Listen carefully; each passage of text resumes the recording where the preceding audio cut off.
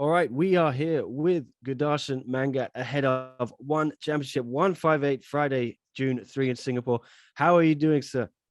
I'm doing awesome, man. Just going through the motions, getting ready to get that victory on Friday. And how has it been getting back to Singapore? How are you feeling there? I love Singapore. This is the first time we actually got to walk around and check it out. So I finally got to see the city, and the city is absolutely amazing. I've been here since Thursday, so I got to enjoy it, and I can't wait to enjoy it after the fight. All right, well, let's talk about that fight then. What is going to happen on Friday night in that one championship circle?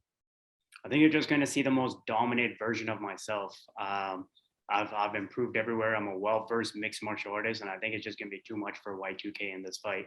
And I think you're just going to see somebody that's going to be a serious champion contender in the future. Yeah, Y2K, he was building up quite a record there in one championship. His last fight, were you surprised by that? Last fight, no. I think he's just aggressive. He comes forward, and sometimes that doesn't work out your way. All right. Let's talk a little bit about you. I read that you learned English watching wrestling. Having said that, who would be your Mount Rushmore of wrestlers? My Mount Rushmore wrestlers would be Bret the Hitman Hart, would be Shawn Michaels, The Rock, Stone Cold Steve Austin. Did you watch the AEW pay per view yesterday? I didn't know.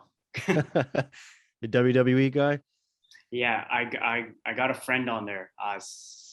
Satnam Singh. Yes. Yeah, he's in AEW now. So, and then I got Jinder Mahal over in WWE, and he's a good friend of mine also. Oh, that's great. I mean, we've seen the heavyweight champion one, Arjun Bullar. He's interested in going into that pro wrestling world. Is that something you've ever wanted to do? I think I'd be awesome for it. I'm kind of like the Indian Rey Mysterio, so got that athletic ability, excited to watch. I'll do the super high flying moves, so I'm always open to something like that. I like that. I like that. Okay. All right, let's go back to MMA though, I guess. Flyweight, probably one of the most talent heavy divisions here. How many wins do you think you need to get into the title picture?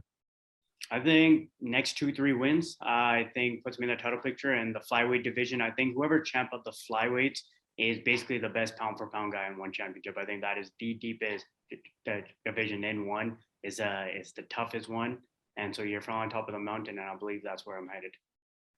Yeah, it's a pretty stacked division. A couple other fights on this card in your division. We've got Kairat Agmatov and Tatsumitsu Wada. We got Reese McLaren, Ji Wei. You'll be keeping a close eye on them, I imagine. Yeah, I'll be sticking around after I get my victory. I'll be sticking around to watch the main card, which is very interesting for my division.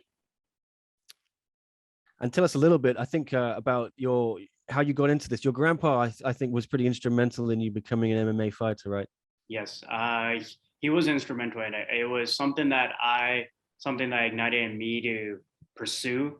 But at the beginning, my parents weren't so supportive of it. But then my parents and my grandfather, they came to one of my fights, and I got my nose broken in 5 seconds. And that's where everybody thought I would come to my senses and walk away from the sport, because now I kind of saw the realness of it. And I fought through it. I won it. And my grandpa told my dad, he's like, don't ever try to stop him. We've never seen this version of him. He actually passed away just a couple of months ago. And so he was a big part of why I was able to pursue what I was able to pursue with the support I have from my family. So I imagine he'll be on your mind in this fight, and you're hoping to dedicate a victory to him. Of course, I want to dedicate it to him and one of my teammates, my brother, soulmate almost, Kyle Reyes, who also passed away. This will be the first time I'm fighting and done a camp without him in my corner, but instead he will be looking over above me. And I definitely want to dedicate his spirit and represent his spirit in the cage. And this is a big one for me to do that for him.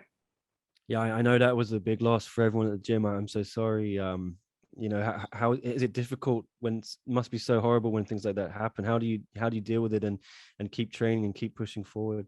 Yeah, for me, it was really tough because, especially since the time that I signed with one, he was my main guy. And especially during COVID, we built bubbles, and that usually consisted of one or two people. And he was my bubble for almost a year and a half, 2 years. He helped me train for two fights.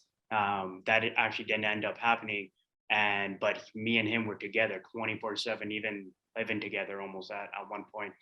And so losing him was, it's like I lost a part of myself, and I had to rediscover that part of myself and still kind of come forward. His daughter is somebody that's still part of my life, and now I've kind of changed missions, that it's my mission to make sure she has a good life and make sure she's happy and her father's spirit is represented. And I carry that very closely to myself, and I will be representing that. I mean, it must be very tough. How do you channel that into the right energy going into when you step in the cage? Is it difficult to kind of block that out, or do you feel any extra pressure in that regard? I don't feel extra pressure, but I've learned through practice that pain can become strength, pain can become power. Instead of, I try to find healing from it, I try to get rid of the sorrow and try to, the way the whole situation happened was, it wasn't like, something that was sudden. It was something that happened slowly, and I was there to watch it and witness it all the way till the end. And I learned that I can instead drive support and power and strength from that pain of losing him and represent it. That's something that I've practiced, and I can feel him. Like, I can feel him around me. I can feel him looking over me, and I know he will be there in my corner on Friday night. I suppose that brings the whole community together in the gym, doesn't it? And makes everyone stronger, right? Yeah, it's one of those things that the outside world doesn't understand, that the MMA community, we're not just teammates. Because sometimes, like, my bond with some of my teammates are closer than some of my bonds with my family, because we're pushing each other, we're breaking each other, we're helping each other discover a deeper part of ourselves, because we got to push our thresholds every single day.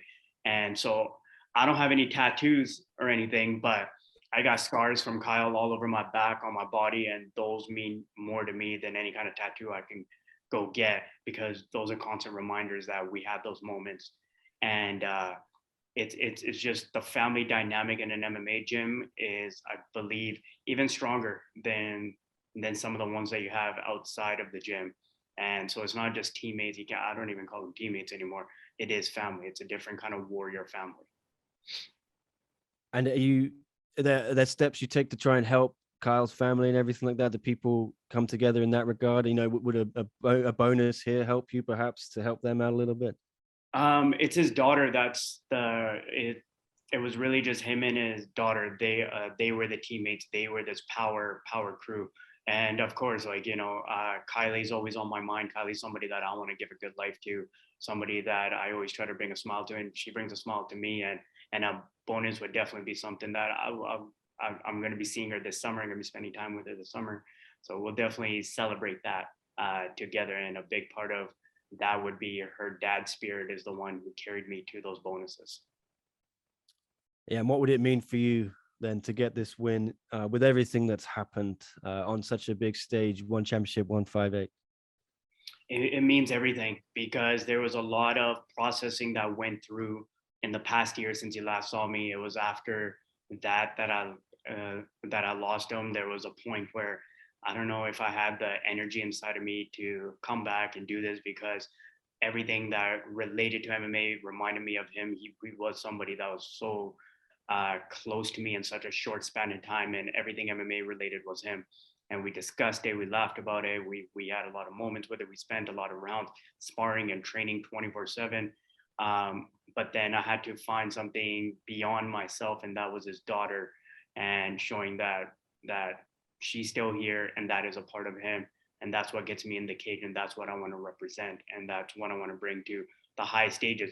The crazy thing about Kyle is, I believe he was one of the world's best. The world just didn't get to see it. He's fought some of the world's best. If you go through his record, he's fought champions of the biggest promotion. So he was somebody that was never afraid. He was fearless. He was somebody, we were both each other's yin and yang. He reminded me of how I got into MMA, is that I didn't overthink it. I was kind of like a kid having fun, and along the way it starts becoming more serious. It starts becoming more of a job. And he would always remind me that, dude, we get to do this. Like, this is a dream. We get to live this. We get to just have fun with it. We get to do something other people can't. He was always a constant reminder to me not to take it too seriously, but take it serious enough where you're still having fun with it. All right, and just to end on a maybe a lighter note, we all know you're a fan of NFTs, crypto, everything like that. If you finish your opponent inside the circle and you do get that bonus, is some of that going to be invested? Very possible. The way the market's going, I might be able to afford a Bored Ape soon enough. So that 50K definitely would definitely go a long way. There's definitely some new projects on the horizon. So bear market is where they say wealth is built. So right now that's the stage. Give me that 50K and I'll turn it into something else. And then I'll go on The Apprentice with Chaudhry and I'll try to win that too. So I'm the MMA fighter and the businessman that has the brains to do it all.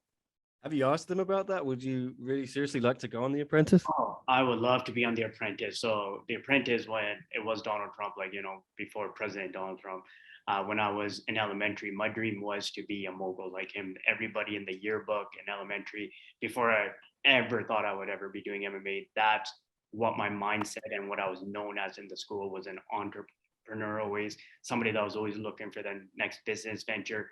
And The Apprentice was something I loved, and I would love to be on it. All right, Chatri, if you are listening, we're going to make that happen. Okay.